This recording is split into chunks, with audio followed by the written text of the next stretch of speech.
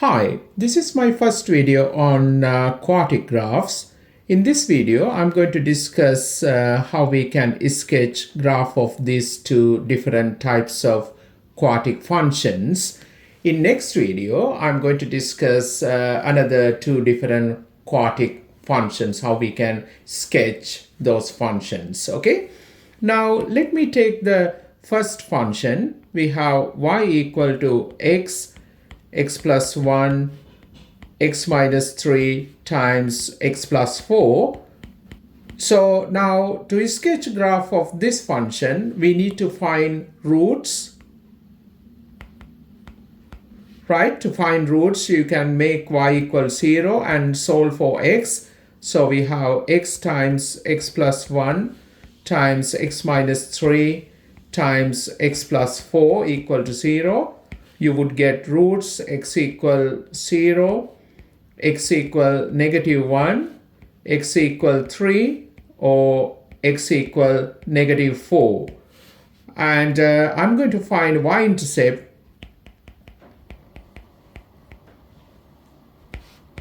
To find y-intercept, you need to make x equal to 0, and we're going to find y. If you look at this function, you can see when you put x equals 0, right, immediately you're going to get y equal to 0. So that means actually this graph going to pass us through the origin. Okay, now let's see how we can find end behavior of this function. To find end behavior, actually what we have to do, we need to look at the coefficient of higher power term. Here you can see that if you expand these brackets, just look at x terms. If you times this by this, you're going to get x squared times x cubed times again x to the power 4. And if you look at coefficient of these terms is positive 1, so you would get coefficient of x4 term as positive 1. So just we're going to look at that term. So if I write y as x to the power 4, the coefficient of that term is 1, positive 1. And other terms I'm going to ignore to find the end behavior, right? So what we're going to do, we're going to look at what's going to happen to y as x approaches to positive infinity. If you look at this function, right, we have x to the power 4 and coefficient is positive. Therefore, if you put very large value into x, you're going to get y as very, very large positive value. So we can say that when x approaches to positive infinity, y also approaches to positive infinity. That is a decision. Same way, I'm going to look at y as x approaches to negative infinity. So let's see what's going to happen to y. So again, look at this term. You can see the coefficient of x4 is positive 1. And if you put this negative number into x, right, as you take even power to this negative value, you're going to get again positive value. So y should approach us to positive infinity. We discussed that if you take even power to negative number, it gives us positive number, right? So using this information, now we can sketch graph of this function. Let's do that. First, we can put these roots. Basically, the graph should pass through these 4 different points. Right, here we have 0. It's passed through negative 1. I put negative 1 somewhere here. And x equal 3. X equal negative 4. I put somewhere here negative 4. Right?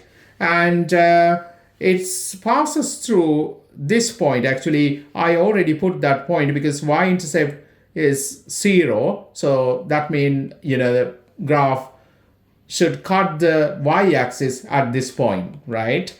Okay, so now we're going to use this information, right? End behavior. What that says, as x approaches to positive infinity, y approaches to positive infinity. What that means? So basically, when x goes to positive infinity, it is here, right? This side. Y also move into positive infinity. So that means the graph should end somewhere here, right? So I'm going to put that mark here. So it should end in this direction, right? And we have this information too. When x approaches to negative infinity, it is here, right? Y again approaches to positive infinity, right? That means graph should end somewhere here, right? Direction should be this way, right? Because when x approaches to negative infinity, y approaches to positive infinity. So graph, should go in this direction at this end, right? So now we can mark that one here. With this information, we can sketch the graph. Okay, let's do that. We can draw this. The graph should cross these 4 points and should start from somewhere here. It should go something like this, right? So graph should be this shape. Okay, so we can sketch this.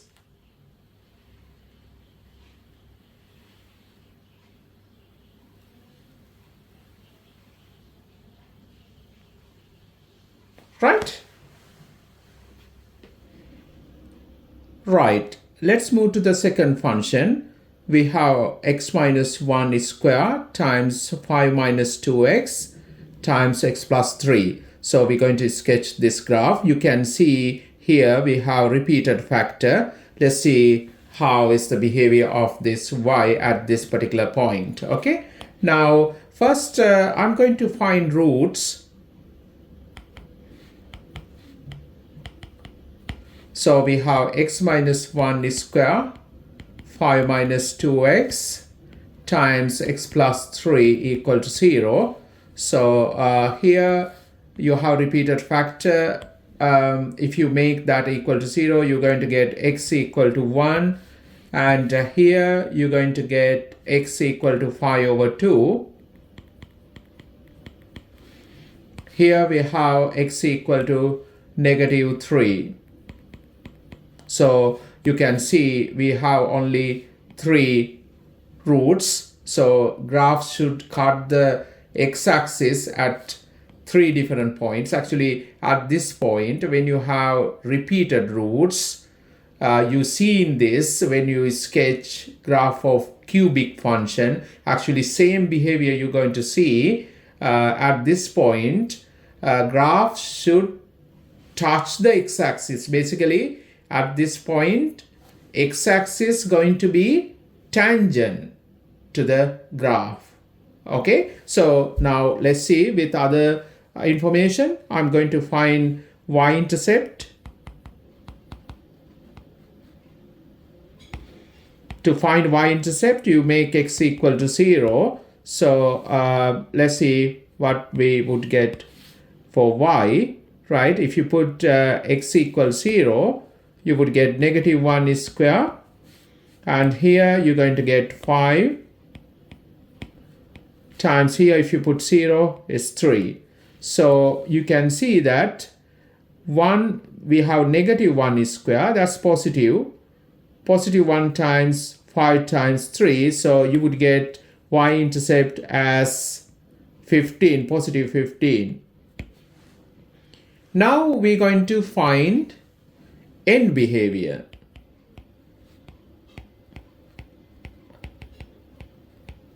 Right? So how we can find end behavior? Basically, we're going to find y as x approaches to positive infinity. We're going to look at y, what's going to happen to y. So to find that, we need to look at this function, and always we need to look at the coefficient of highest power term, right? Now, if you expand here, you're going to get x square in this bracket. And very important, here we have negative term, right? The coefficient of x is negative. So we have negative 2x. And here we have positive x. So now I'm going to multiply these terms, x squared times negative 2x. So you're going to get negative 2x cubed times by x. You're going to get negative 2x to the power 4. So I'm going to actually write down that term. We would get negative 2x to the power 4. Other terms I'm going to ignore, right? So now let's see what's going to happen to y as x approaches to positive infinity, right? So now the coefficient of x to the power 4 is negative 2. If you substitute positive number into x here, you're going to get positive number, right? But you multiply that positive number by negative 2. So what's going to happen then? You're going to get negative number. So here, as x approaches to positive infinity, we can say that y approaches to negative infinity. Okay, now let's see what's going to happen to y when x approaches to negative infinity, right? So if you again look at this term, we have negative sign here, negative 2. If you just take that sign, and we're going to substitute negative value into x to the power 4, we know that if you take even power to negative number, you're going to get positive number. That positive number is going to be positive infinity, right? So if I put positive infinity here, you can see that the result is y approaches to negative infinity. So the result is when x approaches to negative infinity, y approaches to negative infinity, right? So now let's see how we can sketch the graph of this function using all of this information. Okay, so now let's put these roots first. Here we have repeated root, so we need to look at that point carefully. So if I put 1 here, and we have 5 over 2, so that means kind of 2.5. So I put it somewhere here, right? And we have x equal negative 3 somewhere here, right? So I mark this point because this point important because it's a repeated root there. Okay, so at this point, actually, this x-axis should be tangent to the curve, right? Okay, so now I'm going to use this information here.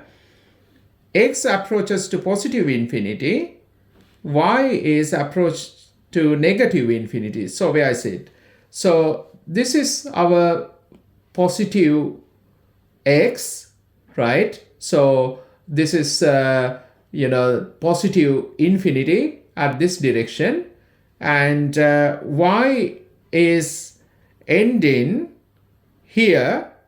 Y approaches to negative infinity. So it is actually here, right? This is negative infinity. Now, what that mean? So this is x positive infinity in this direction, and when x increase in this direction, y should decrease in this direction. So that means actually the graph should, end somewhere here, right? I just marked that, right? And here we have this result when x approaches to negative infinity. So that means here in this direction, right? Y also approaches to negative infinity. So it is here, right? So we need to find, the graph somewhere here. Okay, so I mark that like this. Now, graph should pass through this point like this, and graph should touch the x-axis at this point, and again at this point, right, graph should cross the x-axis. So you would get this kind of graph. So I'm going to draw that.